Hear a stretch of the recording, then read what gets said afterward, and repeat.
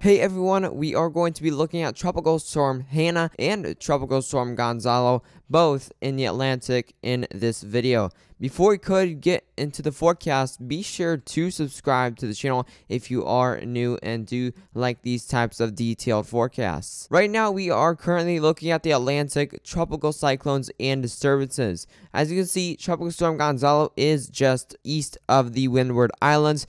Is weakened as of the recent update. Maximum sustained winds 50 miles per hour. Minimum central pressure 1002 millibars, located at 10.0 north, 54.2 west, and movement is at west at 18 miles per hour. It is entering some more dry air, which is making it weaken by the time it does get to the Windward Islands. It is not expected to become a hurricane anymore in the upcoming days. You also do have Tropical Storm Hanna that did form just last night. Maximum sustained winds is at 45 miles per hour. Minimum central pressure 1000 millibars, located at 27.2 north, 93.2 west, or south of the western coastline of Louisiana. Movement is going to be at west northwest at 9 miles per hour, so it definitely is moving decently slow towards the Texas, kind of the southern Texas coastline. So definitely this will be making impacts on portions of Texas. Even Louisiana, you're starting to get some outer bands, mainly some isolated thunderstorms, maybe some gusty winds. However, really not that much for Louisiana, Mississippi. That type of area is going to be expected from Tropical Storm Hanna.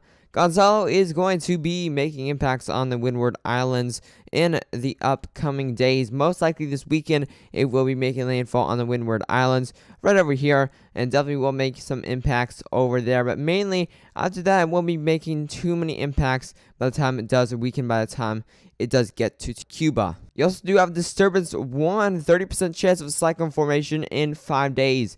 A tropical wave located about 300 miles southeast of the Cabo Verde Islands is producing an area of cloudiness and disorganized thunderstorms. The disturbance is expected to move westward across the tropical Atlantic during the next several days, and some gradual development of the system is possible early next week when it reaches the western tropical Atlantic. Formation chance through 48 hours, low near 0%. And formation chance in 5 days is a low 30%. So definitely could see some more development in the next 5 days or so. We also do have in the Central Pacific now Hurricane Douglas, Major Hurricane Douglas, and maximum sustained winds is at 120 miles per hour. Minimum central pressure 962 millibars, located at 16.4 north and 141.9 west. Movement west-northwest at 18 miles per hour, and this will be making impacts on Hawaii in the next couple of days. There's that cone of uncertainty, and by the time it does make impacts, it will be a Category 1 hurricane by the time it does make landfall on Hawaii. Not the very main island, but definitely will make landfall on some of these more smaller Hawaii islands, but definitely Hawaii, all of these islands will be affected by this hurricane. It is not major anymore. I don't think it is. As you can see, by the time you get to around today's afternoon, it will be kind of that Category 2 or Category 1 hurricane. It is entering some more unfavorable environment for hurricanes, as you can see here. So it will, by the time it does make landfall, it will turn into a tropical storm by 2 a.m. Wednesday. Still a tropical storm, and it will be weakening by then. Let's talk about Tropical Storm Hanna. As you can see, here's a cone of uncertainty. So right now we do have tropical storm warnings across kind of that blue area. You do have tropical storm warnings in effect for the coast of Texas, and even over here in reaching counties all the way over here into that kind of the mid-central southern part of Texas. You do have some tropical storm warnings in effect currently. You also do have some tropical storm watches in effect for up here in the Texas, more northern Texas coastline. We currently do have tropical storm force winds, as you can see in that yellow shaded area, and that is expected to make landfall around 7 p.m. Saturday. It will be making landfall on portions around the very close to Corpus Christi, as you're seeing there. And also by 7 a.m. Sunday, still a tropical storm, and it is making landfall. But by 7 p.m. Sunday, by the time it does reach Mexico, it will be that tropical depression strength. And then 7 a.m. Monday, still a tropical depression strength. And by the time you get to around this area there, it will be a post-tropical cyclone. So definitely a decent storm with some healthy conditions in place by the time it does make landfall for portions of southern Texas. Won't be making too many impacts for here, but definitely mainly rainfall amounts will be pretty high on this. And you do have a moderate risk for some flash flooding potential around that Corpus Christi area. So definitely, if you're in the Corpus Christi area, you could see some pretty big impacts, mainly for rainfall and maybe some gusty winds or so. But really, wind is not going to be the main threat for this tropical storm here. Let's go ahead and look at the U.S. rainfall potential. You can definitely see up to 6 to 10 inches of rainfall here, mainly for Corpus Christi. You're gonna see around 30 to 6 inches of rainfall. That's where Corpus Christi is. More in the southern Texas area, you're really going to see up to 4 to 6 inches, maybe even 6 to 10 inches of rainfall in these more orange areas. Yellow areas, you're going to see 4 to 6 inches of rainfall and there. And also in the dark green color, which is more widespread, seeing around 2 to 4 inches of rainfall. Finally, the light green color, seeing around 1 to 2 inches of rainfall. So definitely, rainfall potential is going to be more higher than that wind potential there. We can go ahead and look at the wind speed probabilities, and you're seeing around up to an 80% chance on the very coastline of around the Corpus Christi area. You could see a 80% chance for some tropical storm force winds, and those could definitely be upgraded to even a higher chance, maybe even a 90% chance you will see some tropical storm force winds. Mainly though, it's going to be 40 to 70% chance for those tropical storm force winds in that yellow area. Peak storm surge, you're pretty much in this whole red shaded area. You're going to see around 1 to 3 feet of storm surge. So not very much storm surge is expected from this tropical storm, but definitely could see some decent storm surge around these more localized areas. As you can see, 1 to 3 feet of storm surge is going to be expected for this whole red shaded area from Tropical Storm Hanna. Arrival time of winds, as you can see, south of the very western coastline of Louisiana and just east of Corpus Christi as of right now. Friday 8 p.m., it is starting to make impacts on portions of the coastline of Texas. Saturday 2 a.m., it's really starting to make impacts. By Saturday 8 a.m., it will be making impacts on all of that Texas coastline. So definitely this weekend is going to be the main landfall time.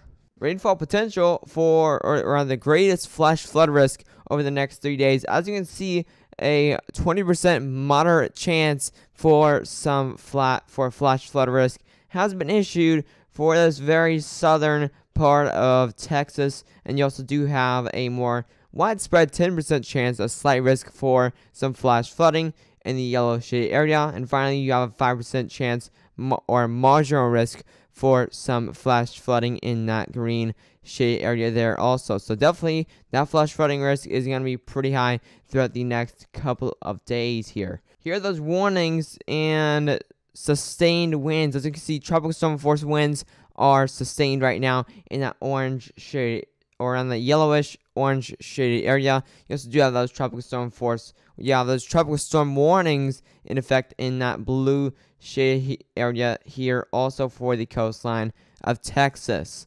So definitely this will be making landfall this weekend, like I've said before. So definitely be prepared for this, mainly for that rainfall potential. Make sure you do have some more higher ground available just in case if that rainfall does get in.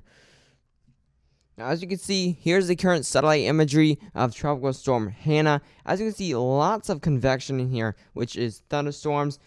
Lots of convection, which is those black colors, red colors, even pinkish colors. Really strong convection is going to be within this Tropical Storm Hanna here. Definitely very organized. This definitely does have a chance to turn into a Category 1 hurricane by the time it does make landfall. So definitely the National Hurricane Center doesn't have it forecasted for a hurricane, of course, but definitely does have a very slim chance of it.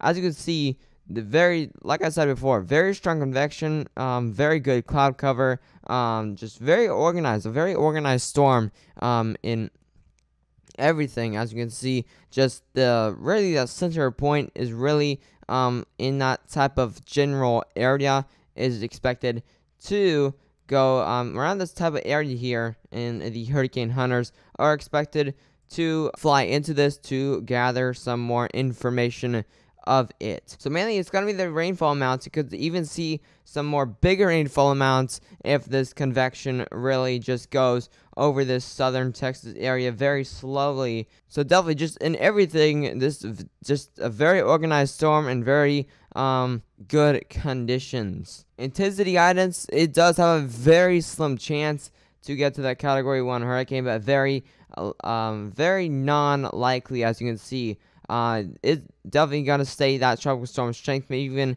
get up to this more higher tropical storm strength, but by the time it does go down there, and then some even go just mainly for that tropical storm strength all the way through for the rest of its lifetime. But mainly, all of these do go up here to maybe a stronger tropical storm strength, and some even go even higher all the way up here, and maybe even a very weak category 1 hurricane is going to be definitely a very slim chance, but very not possible. You can see here most of them do stay in that tropical storm force strength, so we're really not worried about that category 1 hurricane strength. This global hurricane model track guidance, as you can see, is mainly in that kind of cone of uncertainty. That's why it's that cone, and it's kind of more widespread. As you can see there, you can definitely see how it's wide, that kind of cone. They know where it's gonna go at kind of that beginning, but it's because of these spaghetti models. They really, it's kind of got cone because they have they have an idea of where this is gonna go, but definitely they don't have that exact track. They just have these models here. And then finally, here's that marine surface plot for Tropical Storm Hanna. Where's that? Right where that kind of that low pressure is. That is just below the Louisiana coastline, heading about that westward direction towards the southern coastline of Texas. If you did enjoy the video or forecast, I would recommend that you do subscribe to the channel if you are new, and make sure to share this video with any friends or family that may be impacted by these tropical disturbances. Anyways, stay safe.